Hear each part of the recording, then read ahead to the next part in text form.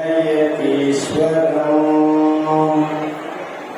शिष्य प्रशिष्य रूपेण बोधकम् गुरुमाश्रये यथङ्ग्रे कमलद्वन्द्वम् तापत्रयनिवारणम् शान्तिकपदम् देवम् सिद्धारूढमहं भजे सिद्धारूढमहं भजे ಪ್ರಾತಸ್ಮರಣೀಯ ಜಗದ್ಗುರು ಸಿದ್ಧಾರೂಢರ ಜನಿಸಿದ್ದ ಯೋಗೀಂದ್ರರ ಹಾಗೂ ದೇವರಕೊಂಡಪ್ಪನವರ ಪವಿತ್ರ ಚರಣಾರವಿಂದಗಳಲ್ಲಿ ನತಮಸ್ತಕನಾಗಿ ಈ ವೇದಾಂತ ಪರಿಷತ್ತಿನ ಸನ್ನಿಧಾನ ಸ್ಥಾನದಲ್ಲಿ ವಿರಾಜಮಾನರಾಗಿರುವ ಮಾತನಾಡುವ ಭಗವಂತ ನಡೆದಾಡುವ ದೇವರು ಗುರು ಸಾರ್ವಭೌಮ ಸಾಧು ಚಕ್ರವರ್ತಿ ನಿರಾಧಾರಿ ಸದ್ಗುರುವಿನ ಶ್ರೀ ಚರಣಗಳಿಗೆ ಶಿರವಾಗಿ ವೇದಾಂತ ವೇದಿಕೆಯಲ್ಲಿ ಆಸೀನರಾಗಿರತಕ್ಕಂಥ ಸಕಲ ಪರಮ ಪೂಜ್ಯರ ಶ್ರೀ ಚರಣಗಳಿಗೂ ಶರಣೆಂದು ಮಾತೋಶ್ರೀಯವರು ವಂದಿಸಿ ಮಾನವ ಜನ್ಮವನ್ನು ಪಾವನ ಮಾಡಿಕೊಳ್ಳಬೇಕೆಂಬ ಸದ್ಬುದ್ಧಿಯಿಂದ ಬಂದಿರತಕ್ಕಂಥ ತಮಗೆಲ್ಲರಿಗೂ ನಮನಗಳನ್ನು ಸಲ್ಲಿಸಿ ಪುಣ್ಯಾತ್ಮರೇ ನಿಜಗುಣ ಶಿವಯೋಗಿಗಳ ಒಂದು ವಾಕ್ಯ ಕರುಣವಿರಲಿ ಜೀವಗಳು ಅನ್ನುವಂತಹ ವಿಚಾರವನ್ನು ಇಲ್ಲಿಯವರೆಗೆ ತಿಳಿಸ್ತಾ ಬಂದರು. ನಿಜಗುಣ ಶಿವಯೋಗಿಗಳು ಕರುಣದಿಂದ ಅತಿಶಯವ ಧರ್ಮ ಉಂಟೆ ಅಂತಲೂ ಇನ್ನೊಂದು ಕಡೆ ಹೇಳಿದ್ದಾರೆ. ಕರುಣೆಗಿಂತ ಶ್ರೇಷ್ಠವಾದ ಧರ್ಮ ಇದೆ ಎನ್ನುವಂತ ಹೇಳಿದರು. ಆದರೆ ಇವತ್ತೇನಾಯ್ತಂದ್ರೆ ಇದ್ದಕ್ಕಿದ್ದಾಗ ನಮ್ಮ ಮುಜಾವರ್ ಸಾಹೇಬರು ಇಲ್ಲಿ ಸ್ಟೇಜಿನ ಮೇಲೆ ಬಂದು ಹೊರಗೆ ಹಾಕ ಹಾಕೊಂಡು ನಿಂತುಬಿಟ್ಟು ನಮಗೆಲ್ಲ ಭಯ ಅನಿಸ್ಬಿಟ್ಟು ಇದೆಂತ ಜಾದು ಬಾಯಿ ನಾವು ಮತ್ತು ಜೈಲಿಗೆ ಹೋಗೋದಾಗ್ತೈತೆ ಅನಿಸ್ತು. ಅಷ್ಟೊಳಗೆ ಮತ್ತು ಅವರು ಜಾದು ಮಾಡಿ ಕಳಿಸಿದ್ರು. ನಿಮಗೆಲ್ಲ ಆಶ್ಚರ್ಯ ಅನಿಸಿರ್ಬೇಕು ಏನ್ರಿ. ಬ್ರಹ್ಮವಿದ್ಯೆ ಕಲ್ತಂತವ್ರ ಕಡೆ ಅನೇಕ ವಿದ್ಯೆಗಳು ಇರ್ತಾವ. ಇರಲಿ ಕರುಣದಿಂದ ಅತಿಶಯ ಕರುಣವಿರಲಿ ಜೀವಗಳು. ಇಲ್ಲಿ ನಿಜಗುಣರು ಕರುಣವಿರಲಿ ಜೀವಗಳು ಅಂದ ಅಂತೇಳಿ ಎಲ್ಲ ಜೀವಿಗಳ ಮೇಲೂ ಕರುಣೆ ತೋರ್ಸಾಕ್ ಬರೋದಿಲ್ಲ. ಈಗ ನಿಮ್ಮ ಮನೆಯಾಗ ಬೆಕ್ಕು ನಾಯಿ ದನ ಕರ ಇವೆಲ್ಲ ಇರ್ತಾವ. ಮತ್ ಮನ್ಯಾಗ ಹಾವು ಚೋಳು ಬಂದು ಅಂದ್ರೆ ಅವು ಇರ್ಲಿ ಅಂತ ಅನ್ನಕ್ ಬರ್ತದಿಲ್ಲ. ಮನ್ಯಾಗ ಹಾವು ಚೋಳು ಒಳಗೆ ಬಂದು ಅಂತಂದ್ರೆ ಅವಕ್ಕೂ ಹಾಲು ಹಾಕಿ ಹಾವಿಗೆ ಹಾಲು ಹಾಕಿದ್ರು ವಿಷಯ ಕೊಡ್ತದ ಹಾವು ಅವಕ್ಕೂ ನೆಲ ಮುರಿದು ಹೊರಗೆ ಕಳಿಸ್ತಾ ಇರ್ತೀವಲ್ಲ. ಅದಕ್ಕಾಗಿ ಎಲ್ಲ ಈಗ ಈ ಪ್ರವಚನ ನಡೆದಪ್ಪ ಇಲ್ಲಿ ಚಂದ. ಇಲ್ಲಿ ಒಬ್ಬ ಶರೀರ ಬಂದು ದೈ ದೈ ದೈ ಕುಡಿಯಾಕಂದ್ರೆ ಅವ್ನಿಗೆ ಕರೆದು ಸ್ಟೇಜಿನ ಮೇಲೆ ಶಾಲಾಗಿ ಮನೆ ಹಾಕ್ತೀನಿ ಅವಾಗ ಅವಾಗ ಹಿಂದೆ ತಗೊಂಡು ಹೋಗಿ ಒಂದು 2 ಕೆಲಸ ಕೊಡೋದ ಒಂದು ಕರುಣ ಏನ್ರಿ.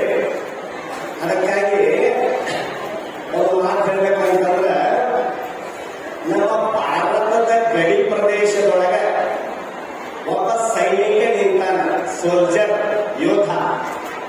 ಪಾಕಿಸ್ತಾನದ ವೈರಿ ಒಳಗೆ ಬರಾಕ್ ನೋಡಕತ್ತಾನ, ಒಳಗೆ ಅಟ್ಯಾಕ್ ಮಾಡಕ್ ನೋಡಕತ್ತಾನ ಪಾಕಿಸ್ತಾನದ ಯಾವ ಮಿಲಿಟರಿ ಯೋಧ. ನಮ್ಮ ಯೋಧ ಅಲ್ಲಿ ನಿಂತಾನ ಗಡಿ ಪ್ರದೇಶದೊಳಗೆ ಬಂದು ಹಿಡ್ಕೊಂಡು. ಅಲ್ಲಿ ಯಾವಾಗ ಕರುಣವಿರಲಿ ಜೀವಗಳು ಅವರ ನಡೆದಿದ್ದೇನೆ ಅವಾಗ ಅವಾಗ ದಡ ಗುಂಡು ಹಾಕೋದ ಒಂದು ಧರ್ಮ ಆಗಿರ್ಬೋದಾಗಿ ಏನು. ಆಮೇಲೆ ಡಾಕ್ಟರ್ ಒಬ್ಬ ರೋಗಿಯನ್ನ ಆಪರೇಷನ್ ಥಿಯೇಟರ್ದೊಳಗೆ ಮಲಗಿಸಿದಾನ. ಅವರ ಹೊಟ್ಟಿ ಕೊಯ್ಬೇಕಾಗಿದೆ. ಒಂದು ಗೇಣು ಹೊಟ್ಟಿ ಕೊಯ್ದು ಹೊಟ್ಟೆಯ ಗಂಟು ತೆಗಿಬೇಕಾಗಿದೆ ಡಾಕ್ಟರ್. ಅಲ್ಲಿ ಅವಾಗ ಅಹಿಂಸ ಪರಮ ಧರ್ಮ ಅನ್ನೋ ಕೆಲಸ ಆಗುದಿಲ್ಲ. ಅಲ್ಲಿ ಹೊಟ್ಟಿ ಕೊಯ್ಯೋದ ಅವರ ಧರ್ಮ. ಅದಕ್ಕಾಗಿ ಈ ಧರ್ಮ ನಾವು ತಿಳ್ಕೊಳ್ಳೋದು ಬಹಳ ವಿಚಿತ್ರ ಇದೆ. ಕಾಲ ವಸ್ತು ದೇಶಗಳಿಂದ ಬದಲಾಗುತ್ತದೆ ಧರ್ಮ. ಸಮಯಾನುಸಾರವಾಗಿ ತಿಳ್ಕೋಬೇಕಾಗ್ತದ. ಏನ್ರಿ, ಮಹಾಭಾರತ ಯುದ್ಧ ನಡೆದಾಗ ಕರ್ಣ ಮತ್ತು ಅರ್ಜುನನಿಗೆ ಯುದ್ಧ ಇತ್ತು. ಕರ್ಣನ ಸಾರಥಿ ಶಲ್ಯ ಜಿಗಿದು ಓಡಿ ಹೋಗಿದ್ದ. ರಥದ ಗಾಲಿ ಸಿಗ ಬಿದ್ದಿತ್ತು ಯುದ್ಧ ಭೂಮಿಯೊಳಗೆ. ಕರ್ಣ ರಥದಿಂದ ಇಳಿದ ಗಾಲಿ ಎಬ್ಬಿಸ್ತಾ ಇದ್ದ. ಕೃಷ್ಣ ಅರ್ಜುನನಿಗೆ ಹೇಳಿದ, ಇದೇ ಸಮಯ ಬಾಣ ಬಡಿ ಅಂತಂದ ಕೃಷ್ಣ. ಅವಾಗ ಅರ್ಜುನ ಹೇಳ್ತಾನ, ಇಲ್ಲ, ಈಗ ಅವನ ಸಾರಥಿ ಇಲ್ಲ, ಅವನ ರಥದಿಂದ ಕೆಳಗಿದ್ದಾನ, ರಥ ಸಿಗಾಬಿದ್ದ ಕೆಸರಲ್ಲಿ. ಈಗ ಹೊಡೆಯುವುದು ಇದು ಯುದ್ಧದ ನಿಯಮ ಅಲ್ಲ, ಇದು ಧರ್ಮ ಅಲ್ಲ ಅಂತ ಅರ್ಜುನ ಹೇಳಿದ ಕೃಷ್ಣನಿಗೆ. ಕೃಷ್ಣ ಹೇಳ್ತಾನ, ನಿನ್ನ ಮಗ ವೀರ ಅಭಿಮನ್ಯನನ್ನ ಚಕ್ರವ್ಯೂಹದಲ್ಲಿ ಕೊಲ್ಲುವಾಗ ಅವರು ಯಾವ ಯುದ್ಧ ನೀತಿಯನ್ನು ಪಾಲಿಸಿದರು? ದ್ರೌಪದಿಯ ವಸ್ತ್ರಾಪಹರಣ ಮಾಡುವಾಗ ಅವರು ಧರ್ಮ ಎಲ್ಲಿ ಹೋಗಿತ್ತು? ತಗೋ, ಈಗ ಹೋದ ಬಾಣ ಬಿಡ, ಚೆನ್ನ ಕತ್ತರಿಸೋದ ಅಂತ ಹೇಳಿದ ಕೃಷ್ಣ ಪರಮಾತ್ಮ ಏನು ಅರ್ಜುನನಿಗೆ. ಅದಕ್ಕೋಸ್ಕರವಾಗಿ ಒಂದೊಂದು ಸಮಯದಲ್ಲಿ ಒಂದೊಂದು ರೀತಿ ಬದಲಾಗ್ತದೆ ಧರ್ಮದಲ್ಲಿ. ಕರುಣೆ ಅನ್ನತಕ್ಕಂಥದ್ದು ಕೆಲವು ಜೀವಿಗಳ ಮೇಲೆ ಮಾತ್ರ ತೋರಿಸಬೇಕಾಗ್ತದೆ. ಇದು ಮಹಾತ್ಮರಲ್ಲಿ ಅಪಾರವಾಗಿರುತ್ತದೆ ಅನ್ನೋದು ಒಂದು ಮಾತು. ಸಂತ ತುಕಾರಾಮರು ಅಂತ ಆಗಿರುವುದು. ಈಗಾಗಲೇ ನಮ್ಮ ಸುವರ್ಣ ಮಹಾಸ್ವಾಮೀಜಿಯವರು ಏಕನಾಥ ಮಹಾರಾಜರ ಉದಾಹರಣೆಯನ್ನು ಹೇಳಿದರು. ಅದರಂತೆ ಸಂತ ತುಕಾರಾಮರು ಬೆಟ್ಟದ ಮೇಲೆ ಕುಳಿತು ಪಾಂಡುರಂಗನ ಭಜನೆಯನ್ನು ಮಾಡುತ್ತಿದ್ದರು. ಅವಾಗ ಒಬ್ಬ ಶ್ರೀಮಂತ ಏನು ಮಾಡಿದ ಅಂತಂದ್ರೆ, ಇಲ್ಲಿ ಕೂತು ಏನು ಮಾಡ್ತಿಪ್ಪ, ಬಾ ಅಲ್ಲಿ ನಮ್ಮ ಜ್ವಾಳದ ಹೊರ ಕಾಯುವ ಅಂತ ಕರ್ಕೊಂಡು ಹೋದ.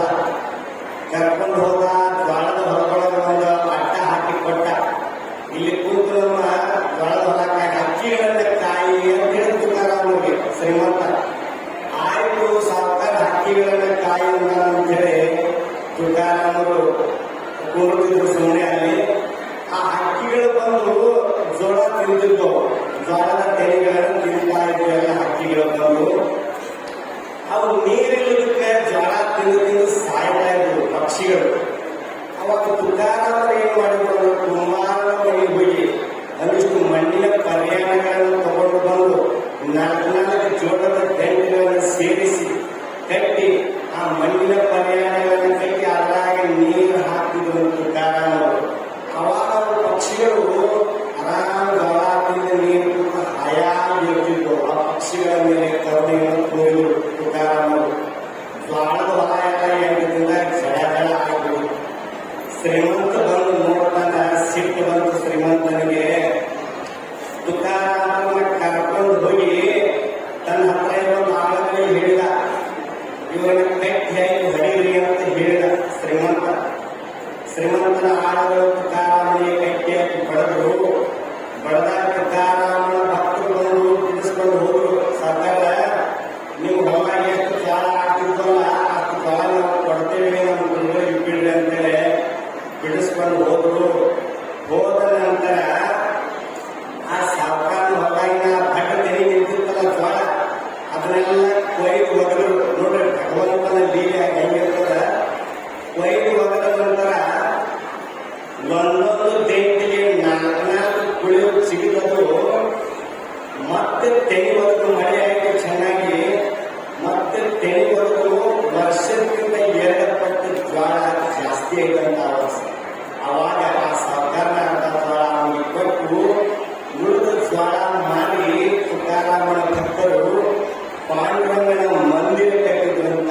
ಪಾಂಡುರಂಗನ ಮಂದಿರ ಕಟ್ಟಿದ್ರಂತ ಮಾತು ಬರ್ತದೆ.